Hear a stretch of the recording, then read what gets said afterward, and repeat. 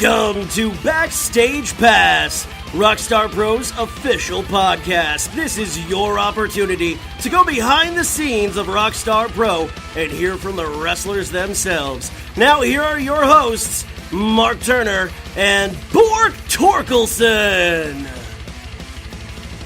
Greetings and welcome to episode 61 of Backstage Pass, the official podcast of Rockstar Pro Wrestling. A Killer Christmas just a couple days away. Actually, by the time you hear this, just mere hours away. Hours? When are you putting it up? Like 5 o'clock Friday or what? No, Mark. What? Hours can be more than a day. Okay.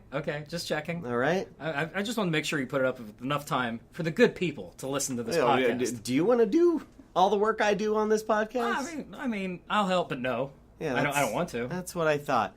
So, let's do a little bit of business, cover a little bit of recent history. Let's do it. Before we move on and talk about what's coming up at A Killer Christmas. Our last IPPV, that's brief for Internet Pay-Per-View, you know that? Oh, is that what it is this whole time? Yeah. Wow, Internet Pay-Per-View. Is it like a piece of paper? No. P-A-Y hyphen P-E-R hyphen another hyphen? V-I-E-W. Do you spell out the hyphen? No. Or dash, however you want to say it. Oh, dash. Dash Wilder. I get it. Okay. So, at I'm Gonna Be a Gangster Forever, we saw some incredible matches. We kicked things off with Nate Wings defeating Ace Austin in one hell of a match between two high-flying guys who are incredible athletes. No doubt about it. A great way to kick off the pay-per-view Dash Wilder. Jesus. A great way to kick it off. A high-flying contest. The crowd was hot that night. It was great. And it was an awesome way to kick it off, no doubt about it. Yeah, very strong match. You know, right off the get-go, we had a match of the night contender, I think. No question about it. And then we followed that up with a trios matchup as the Knight Riders defeated the Foundation, which was the Foundation and Prospect number 2.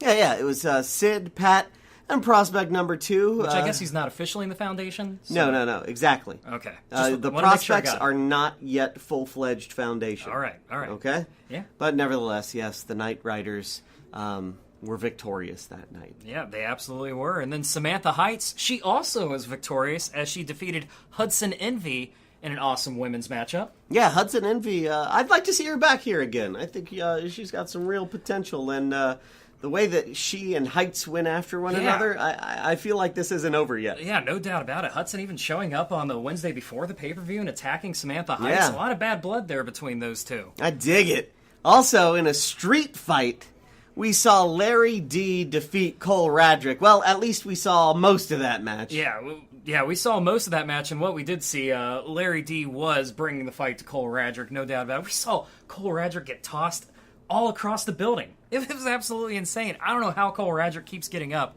but the story pretty much just started in that match. All of a sudden, now, due to that victory, Larry D owns Cole, apparently? Yeah, I mean, it seems like it. It's something contractual. Larry D has Cole's contract. I don't know exactly what he did with it, but Cole's had to pretty much eat shit and follow Larry D around be his young boy, as it were. Could you imagine having to listen to the orders of Larry D? That'd be terrible.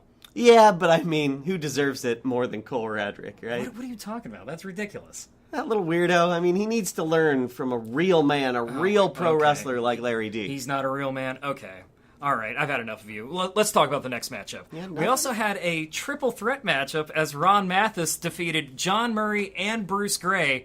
A lot of stories tied into that matchup. Ron Mathis got the better end of it, and I'm gonna be a gangster forever. Yeah, I don't think Mathis even cared that Murray was in that match. He was just after Bruce Gray for the entirety of the encounter. Well, can you blame the man? I mean, Bruce Gray basically just stole his spot as the leader of the Foundation. Stole his spot? Mathis goes out with an injury.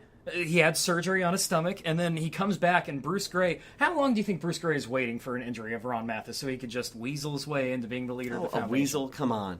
I mean, Bruce Gray is a great leader, and whoever said Mathis was the original leader of the Foundation? They never established a hierarchy in the Foundation until Bruce Gray stepped up. Uh-huh. Well, that's because Ron Mathis didn't necessarily see himself as a person that had to lead everybody the way Bruce Gray does. Bruce Gray, I think he's so vain. He just needs all the people praising him. He needs Pat, Sid. He needs everybody to be like, "Oh, Bruce, tell me what to do." Really? Yeah. He's so vain. Yeah. He probably thinks this match is about him. Probably.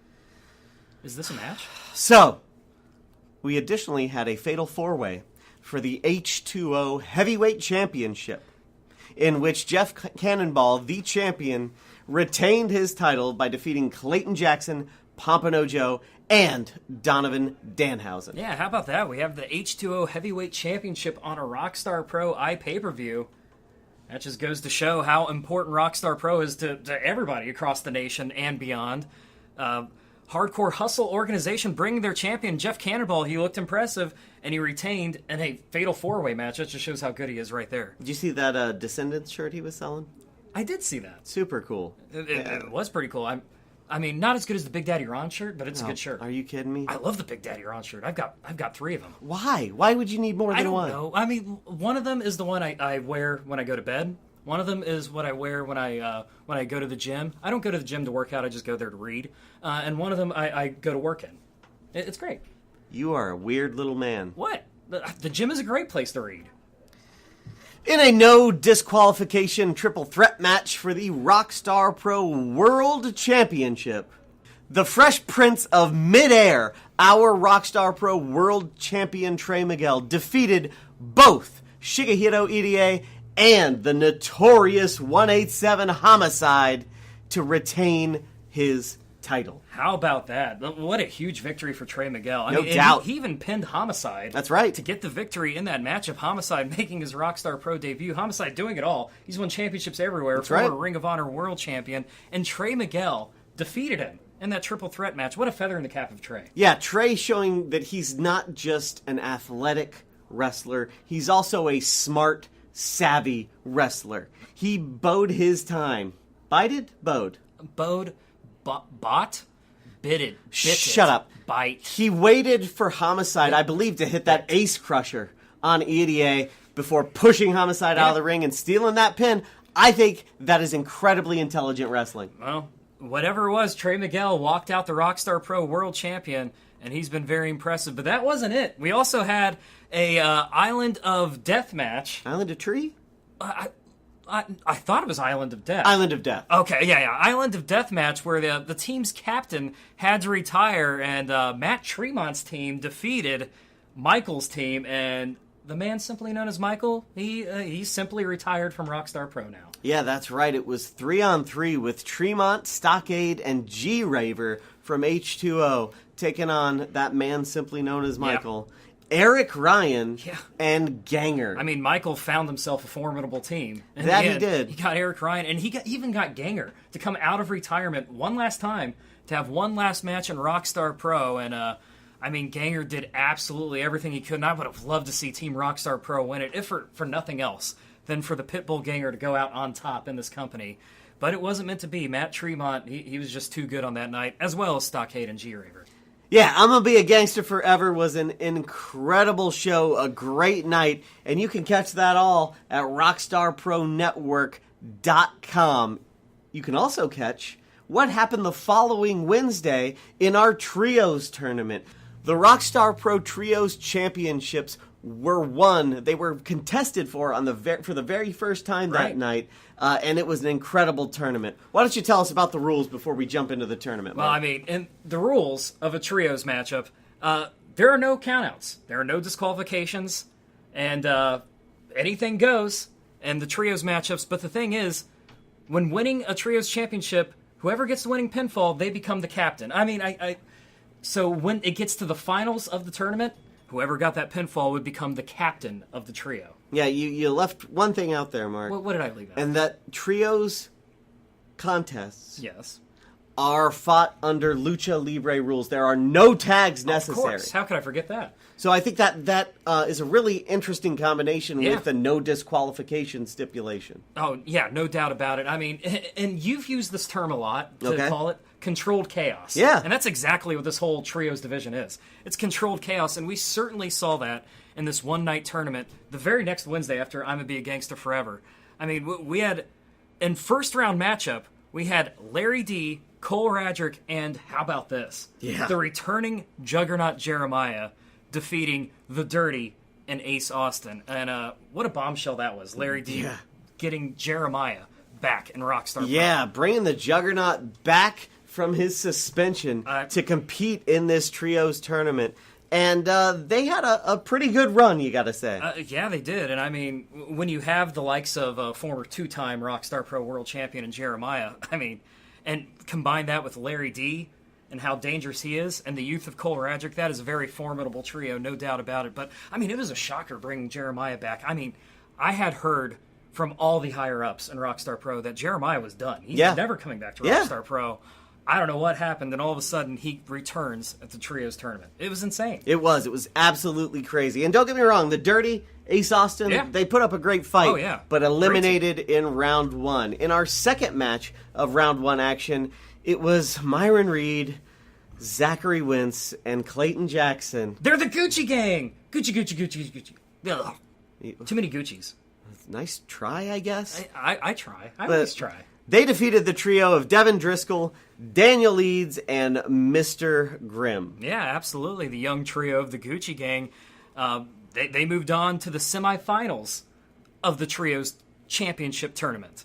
That's right, and in our third round one match, it was Knight Riders who took out the trio of Wings, Nate Wings, that is, Pompano Joe, and Donovan Danhausen. And what you see in this new Trios division, you're going to see a lot of new alliances here. Because we have some tag teams, but now you got to get a trio if you want to get some championship gold. And Nate Wings, he's tried out a few trios in the weeks heading up to this. Yeah. And he decided to try it out with Pompano Joe and Donovan Danhausen. And unfortunately, that's a tough draw, getting the Knight Riders in the first round. Oh, yeah. I mean, clearly your pick to win the tournament, the Knight Riders. My pick, on the other hand, was the Foundation, who in round one did defeat Ron Mathis, John Murray, and Samantha Heights. Yeah, a lot of bad blood in that first round matchup right there. I almost felt like the Foundation, they're a great team, and they advanced past the first round, but just having that tough of a matchup in the first round against a trio that they have a lot of bad blood with, that might have been a disadvantage in the later rounds, but it was a good victory for the Foundation, no question about it. That's right. Moving on into the semifinals, it was the Gucci gang that defeated the Foundation, unfortunately. They took advantage of, They take advantage of They took advantage of basically Sid being unready. He was still talking to the leader of the Foundation, Bruce Gray. The bell rang. All three members of Gucci Gang kicked Sid right in the face. And it was over. A smart move by the Gucci Gang. They knew they had to win 3 matchups on that night to become the first ever Trios champions. So why not pick up a victory as quick as you possibly can? The bell rang. They didn't do anything to break the rules. They kicked him right in the face and pinned him. 1, 2, 3. Well, you can stop praising the Gucci Gang for a moment, so I can talk about the great leadership of Bruce Gray. Now, Sid, I think a lesser leader would have kicked Sid right out of the Foundation. Bruce Gray just gave him a little hiatus, right? Said, look, Sid, we know that you got your bell rung with those 3 kicks to the face. We're going to give you a little time to recuperate, get your shit back together. So Sid is not out of the Foundation. He's just taking a little time off. So does Sid want that time off, or are they forcing him that time off? Well, it doesn't matter. What matters is Bruce Gray laid down the law. All right. So Sid Fabulous, do you have any idea when we'll see him back? I don't know, but Sid's a survivor. You can't kill a street rat. He'll be back. Do they have good doctors on the streets of Chillicothe? Probably not, but Sid's an innovative young man. He'll figure something out. Well, in the other semifinal matchup, we had the Knight Riders defeating the team of Larry D, Cole Radrick, and the Juggernaut Jeremiah. Talk about a hard-hitting matchup right there. Yeah, well, most crazy. Definitely. Knight Riders coming out successful on that one, making our final match for the Rockstar Pro Trios Championships, Knight Riders versus Gucci Gang. And it was one hell of a matchup. The second the bell rang, they were going at it, and it was nonstop, flying over the top rope, brawling all across the building. It was an insane matchup, and in the end, the Knight Riders won the Rockstar Pro Trios Championships. And how about that for the Knight Riders? The last ever Rockstar Pro Tag Team Champions and the first ever Rockstar Pro Trios champions. It's great. An incredible accomplishment, Mark. But I gotta rain on your parade a little bit here because it was just earlier tonight Yeah. that the Foundation took those trio titles away from our very first trios champions. Knight Riders champions no more. Now it's the Foundation of Bruce Gray as the team captain, leading Ben Boone and Pat the Bruiser to victory. I'm still shocked by it. I did not see that victory coming for the Foundation. I mean, I don't think anybody saw that coming up. The Knight Riders are already booked at a Killer Christmas, defending the Trios Championships. I don't think anybody saw this title change coming, but it is a huge victory for the Foundation. I can't take that away from them. And you said one of those names right there, Benjamin Boone, a newcomer to the Foundation, just joined a few weeks ago after I'm a Be a Gangster Forever and after the Trios tournament, and he already wins gold in Rockstar Pro. Yeah, Incredible. That's got to be a record here from the amount of time you've debuted here at Rockstar as a regular to the amount that time it took you to win gold. I mean, very impressive. I'm still shocked that the Foundation won the Trios Championships, but we said it from the get-go. I mean, this whole division, it's controlled chaos, and we're already seeing that chaos in the division. The championships already changed hands. It can be defended. The captain's belt can be defended. The tag team belts can be defended, and the trios as an entire unit can be defended. It's crazy. It's wild, wild stuff. And speaking of wild stuff, Mark, I actually probably made a poor decision and gave you the reins to book our wrestler for the Spotlight segment. So what do we got tonight? Well, that is true. You gave me the reins. It's not a bad decision. You did give me one caveat. You told me I could not get John Murray once again, or else we'd just be getting him every single time I get the choice. Thank Christ. But I found somebody that I think you'll get along with quite well. I mean, I don't know. You have a lot of the same features. You know, let's just bring him in here right now. All right, let's do it. Rockstar Pro! Rockstar Pro! And here we are at the Spotlight segment of the Backstage Pass podcast. And Bork, look at the guest we have tonight. I don't want to. An awesome guest. We have Kinetic Cole Radrick. Cole, this is Bork. I'm sure you guys have met. We're best friends. I don't like looking at you, Oh, you're Cole. best friends? Yeah. No, we're best friends, Mark. Okay. I gotta pick on him. You're such a nice guy, I believe that. I mean, who wouldn't like Cole Radrick? Most like people? I like me. Do you really, though? What? Look at me, I'm adorable. Why wouldn't you like me? Oh, Cole, you are adorable. Can we talk about wrestling, please? Okay. Yeah, We can I talk about guess, wrestling. Hey, Cole, do you want to talk about wrestling? I'll talk about anything. I'm down for whatever. Okay, well, Cole Radrick, first of all, Cole, how old are you? I mean, you are, I know you are super young in this business. How old exactly are you? I've been speculating on the commentation station. I'm 20. 20 years old? Yes. And how long have you been wrestling? I've been wrestling for 2.5 years. 2.5 years. And like, what started your journey into professional wrestling? I assume, is it the same story we hear a lot? Did you grow up a big fan of pro wrestling? Yeah, I grew up a big fan of pro wrestling, and then found a local show when I was 12, and started helping, set up the ring, tear down the ring, do anything I could to get, into wrestling. And so you've been wrestling 2.5 years, 20 years old. What brought you to Rockstar Pro? Because only the best wrestlers come to Rockstar Pro, and you've been very impressive despite your despite only being 20 years old. Very impressive? Yeah, he's been impressive. He's done all right.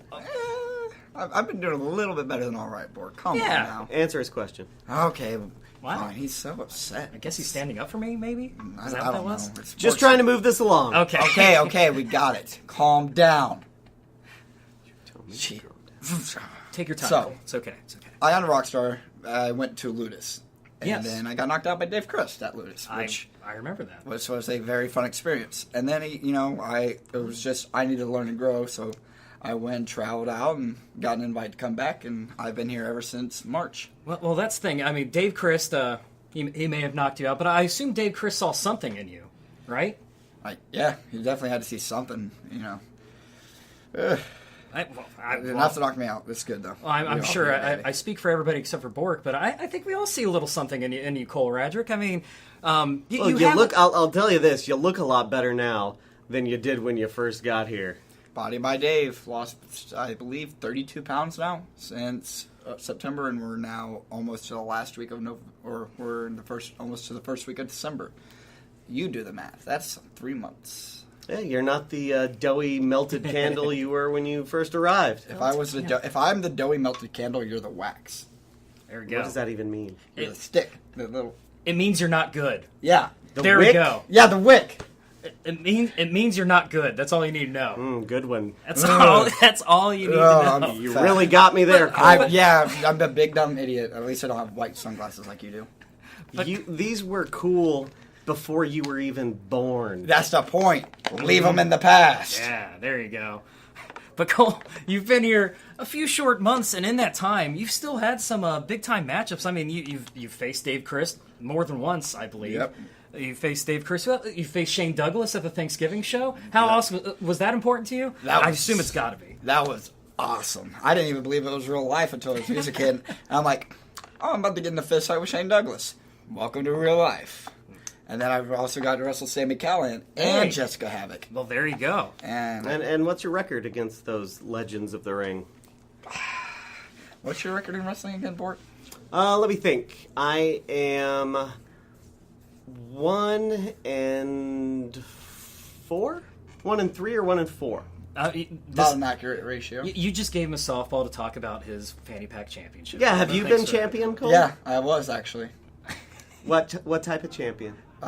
Fanny pack champion. So that means you're about as good as wrestler as I am. Oh, come on. Okay, you're being well, ridiculous. we can go in there and wrestle if you want to, and we can kind of see. Hey, I'm retired. Dave Christ was my last match. And I Bork, think that's a pretty good way to go out. Here's I'll the stick point. with the commentation station. Bork, here's the point. He's been in the ring with those great wrestlers that we just mentioned, and sure, he doesn't have a great record against them, but he's only 20 years old, and Rockstar Pro Management, they saw enough faith in Cole Radrick to put him in those matchups. They don't just give anybody matchups against Shane Douglas. Am I right?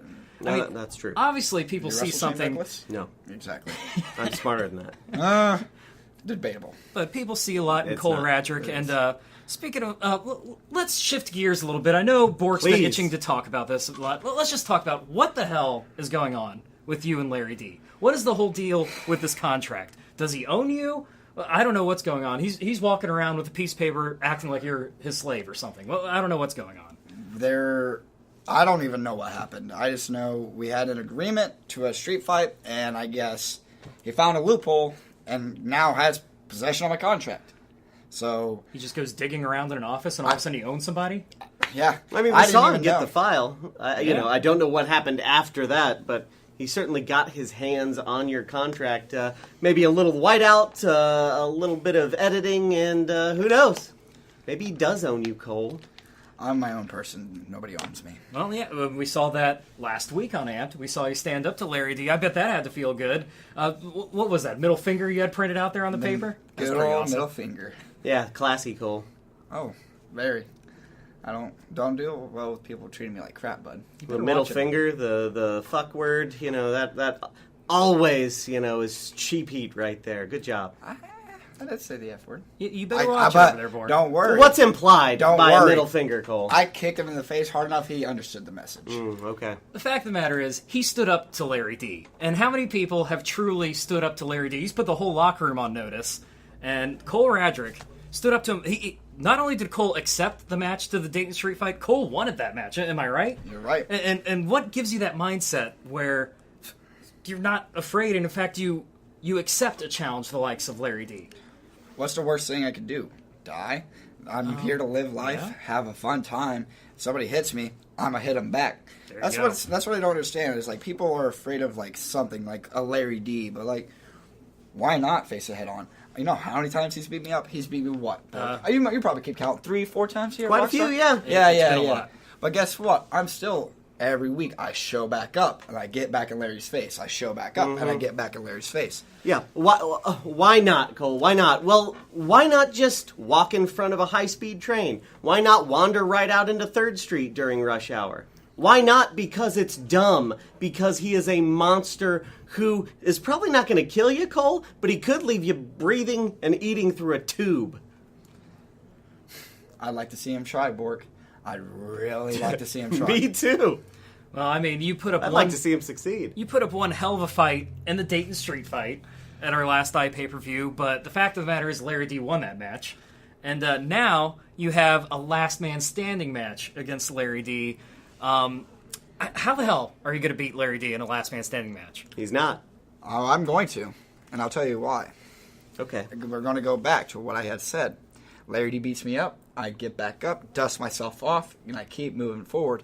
So I want to know what Larry's going to do when that keeps happening. Because here's the thing. I might be an idiot according to you, but I have more heart than anybody else will ever want to recognize. So Larry D can hit me as hard as he wants. He can dislocate my jaw and he can give me another concussion. But here's the thing. I'll get back up, and I'll get back in his face, and I'll get back swinging. That's what I'm about. How about when he pops you up into the air, delivers that straight right hand right to your jaw, and does knock you out? How are you going to get back up when you're KO'd on the mat, Cole? You go on autopilot. Have you ever been knocked out? Have you ever been really hit in the head? I've been hit in the throat. I saw stars. When you get knocked out, everything's on autopilot. And some people have this instinct to run away or they fight. My thing It's called is, fight or flight, Cole. yeah, it's a tag team here, but I didn't want to say that. Well, I mean, it You was can a say tag team. It was a tag team. We open all But doors here's here. the thing. If Larry D were to knock me out, and guess what? I accept that that's a very real possibility. Mm-hmm. Larry D might knock me out. My autopilot is a fight. I'll put one foot in front of the other, smile, and I'll swing on him. So that's the thing, Bork. Make fun of me, say I'm a pudgy white boy. Okay. And all these things. I will. But this pudgy white boy is going to beat Larry at Killer Christmas. One way or another, I'll find a way, because my back's against the wall. If I don't win that, I'm out of Rockstar Pro. And this is all that I have now. What does Larry D have? About 200 pounds on you? 200 pounds doesn't mean nothing when you don't have a heart. Do you think he doesn't have a heart? Do you see the way the man treats me? I mean, he's cruel, no question, but you have to have a heart to live. Are you talking about more the metaphorical heart, the core that makes us I human? believe he is, Bork.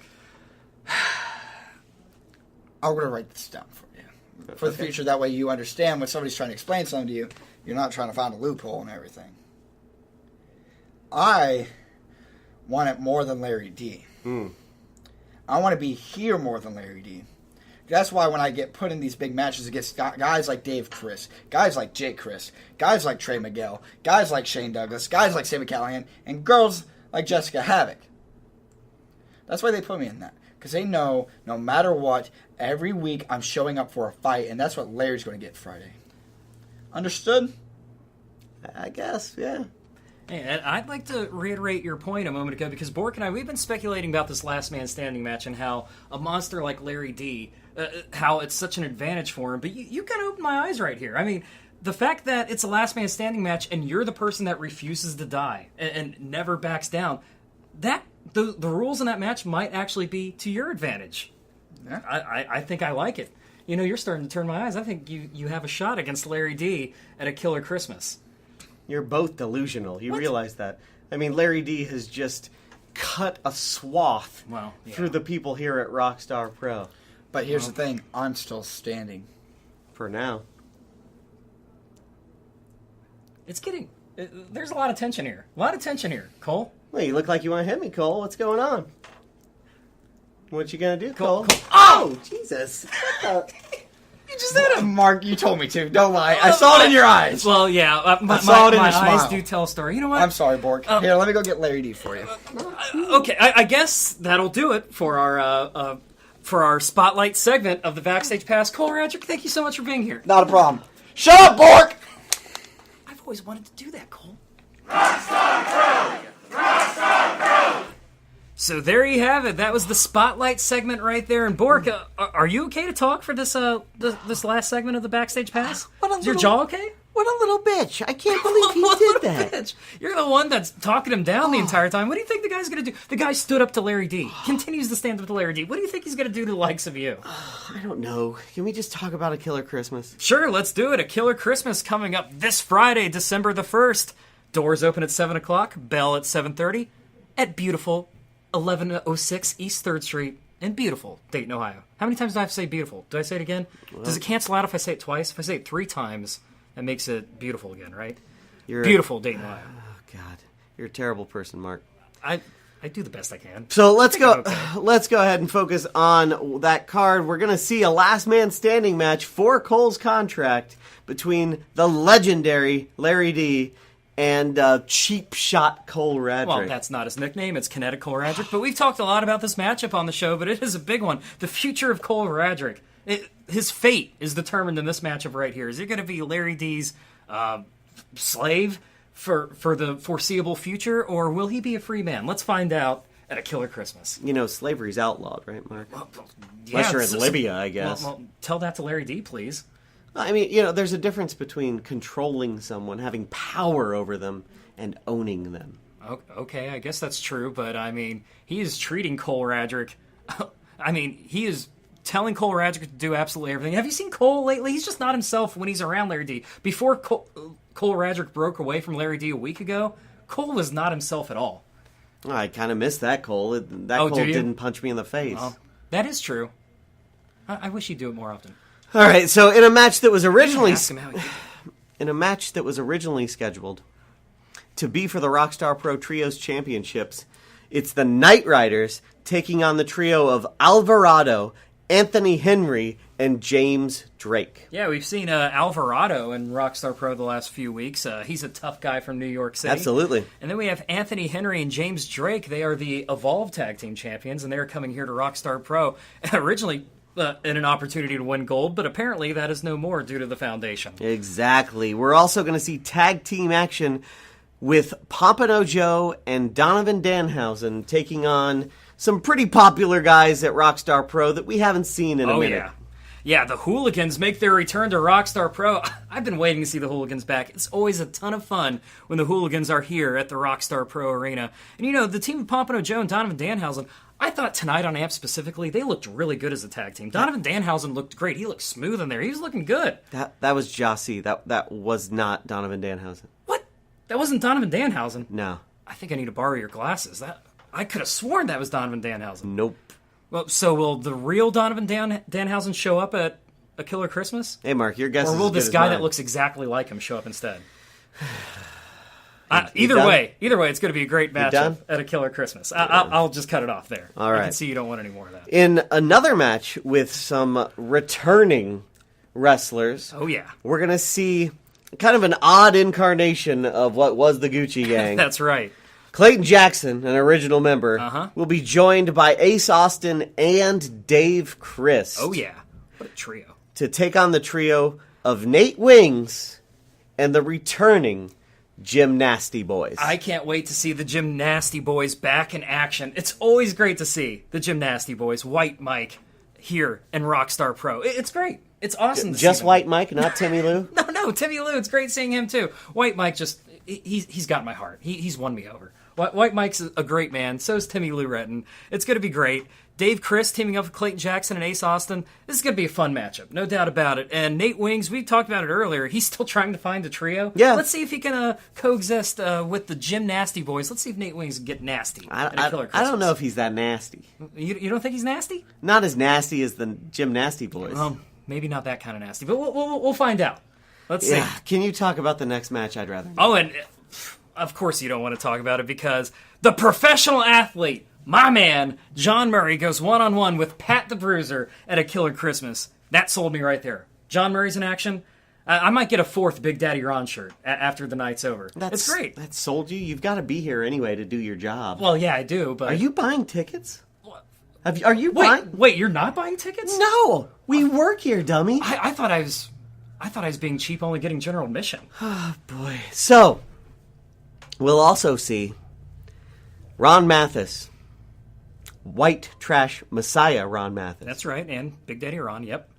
Taking on True Grit Bruce Gray, the leader of the Foundation, and now Rockstar Pro Trio's captain champion. I still can't believe those words are coming out of your mouth, but that's absolutely right. He is the Trio's captain champion, and he goes one-on-one with his longtime nemesis and Ron Mathis. I mean, two people in professional wrestling, I don't think they can know each other much better than these two know each other. They've been traveling the roads together for years. They're from Chillicothe, and now that's all a long time ago. Now these two going at it once again at a Killer Christmas. It's going to be a great match, no doubt about it. No question. An incredible contest in store there. We're also going to see Myron Reed take on... Fire! You done? Hot fire! You done? Hot fire? take on, again, another returning professional wrestler here to Rockstar Pro. David Starr makes his return to take on Myron Reed, I believe, for the first time ever in singles action. Well, what a great first time ever matchup this is right here. David Starr, a proven veteran of professional wrestling, a former Rockstar Pro world champion, the man that made the championship a world championship, coming back to Rockstar Pro to face one of the young guns here in this business, and Myron Reed. And it's a bit of a clash of styles, but I can't wait to see it. Myron Reed, the high flyer, David Starr, more of a ground-based wrestler and a striker. It's going to be a great matchup, no doubt about it. It has show-stealing potential on this great card. Does Starr put the cream in your coffee, Mark? He does, among many other things. Yes. Is he your favorite wrestler's favorite wrestler? He is. I'm going to have to ask John Murray, but I'm sure he is. Oh, God. All right, main event time for the Rockstar Pro World Championship. It's going to be our champion right now, our world champion, and a fighting champion, I may add. I can't argue it. The Fresh Prince of Midair, Trey Miguel, defending against one mean hombre, Jake Christ. What a matchup this is going to be. I don't even know how to condense this into the right amount of words. A lot of twists and turns to get to this one. No doubt about it. I mean, originally this was going to be Trey Miguel against JT Davidson, or at least we were led to believe that. Right. But JT Davidson had to back out of the match due to a health issue, a very serious health issue at that. And one mean hombre, Jake Christ, takes his spot after he picked up the fanny pack. And this is going to be one hell of a match. We've seen Jake Christ last few weeks. He's given everybody the Dragon Sleeper. Yeah. Wow. What's going on with Jake lately? You know, he's proven to be a man of few words and a lot of action. I think he's kind of lost it a bit. I mean, he's locking on this Dragon Sleeper, which can really do some long-term damage to somebody against not just Trey Miguel, but Jeremiah, who's inserted himself into this, I don't know, this rivalry, I guess, between Trey and OI4K. You know, I'm glad you brought up Jeremiah's name because Jeremiah's not in this matchup. But no. Jeremiah, as far as He's not booked anymore. He came back for the Trios tournament. Exactly. As far as I understand, he was just supposed to be at the Trios tournament, and that was it. But Jeremiah just keeps showing up week after week, and he keeps trying to attack Jake Christ specifically week after week. I'm assuming because Jake Christ is the one that is no longer booking Jeremiah in Rockstar Pro. I don't know what's going on there, but that is a wild card to keep your eye on there, and the Juggernaut Jeremiah, because he stated on AMP tonight that everywhere Jake goes, he's going to be there. So, I don't know, but either way, this matchup, Jake Christ versus Trey Miguel, it's going to be insane because Trey Miguel, I mean, he reminds me a lot of a young Jake Christ. I can see that. Absolutely. A very young, very confident Trey Miguel. I see nothing but great things in the future for Trey Miguel, but he's going one-on-one with one of the best in all of professional wrestling. Jake Christ. I can't deny that. And you know I have nothing but respect for Jake Christ. Right. But Trey Miguel, he's been an incredible champion. Right. You know, due to the actions and words of JT Davidson, you know, the entire Rockstar Nation has turned on Trey Miguel. Well, finally, he can drop that burden of carrying the nation on his back and be the champion he wants to be. Well, I wouldn't see that as a burden, and Trey Miguel brought a lot of that onto himself. But I will give you that Trey Miguel has been a fighting champion. He has defended that championship quite often, and he now knows what it's like to be champion and to have that target on your back. Absolutely. I mean, everybody in that locker room and beyond are gunning for his championship, and he's been very admirable defending it quite often as the champion. But let's see if he can get past one mean hombre at a Killer Christmas. And, you know, it's called a Killer Christmas for a reason, Bork. I know, Mark. I know. And it's on Friday, December 1st, here at 1106 East 3rd Street. Beautiful. In Dayton, Ohio. Beautiful. Doors open at 7 o'clock. First bell is 7:30. You gotta be here. Absolutely. Beautiful. Are you done yet? I think I did my 3 beautifuls. Yeah, that's enough. All right. Good night. Can't wait for a Killer Christmas. Bork, is your jaw all right? That's all for this episode. Be sure to come back for another edition of Backstage Pass, Rockstar Pro Wrestling's official podcast.